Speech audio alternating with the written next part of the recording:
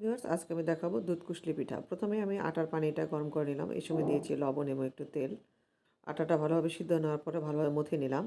এই সুযোগে আমি নারকেলটাও একটু সিদ্ধ করেছি। নারকেলের সাথে দিচ্ছি তেজপাতা, দারচিনি এবং সাদা এলাচ। সাথে দিয়ে দিব গুড়। গুড়টা মিষ্টিটা আপনারা আপনাদের স্বাদমতো দিতে পারেন। সুন্দর করে ভাজা ভাজা করে নেব। আমার নারিকেলটা কম থাকার কারণে আমি একটু চাল ভেজে নিয়ে ব্লেন্ডারে গুঁড়া করে নিয়েছি। এভাবে করে অনেক সময় যদি কখনো মনে হয় নারিকেল কম, সেক্ষেত্রে এভাবে দিতে পারেন। ভালোভাবে মথে নিয়ে সুন্দরভাবে বেলে নিলাম এবং গ্লাস দিয়ে সুন্দরভাবে কেটে নিলাম। এরপরে নারকেলের পুর দিয়ে সুন্দরভাবে মুড়িয়ে নিচ্ছি। এভাবে সব কিছু মুড়িয়ে নেওয়ার পরে তেলে ভেজে নিব।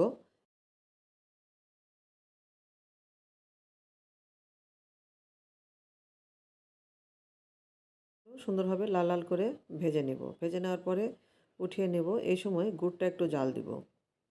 এখানে গুড়ের সাথে দিয়ে দিচ্ছি তেজপাতা, দারচিনি এবং সাদা এলাচ। দিয়ে গুড়টা আমি আরেকটু জাল দিয়ে নিব এবং এই সময় আরেকটু মিষ্টি দিব।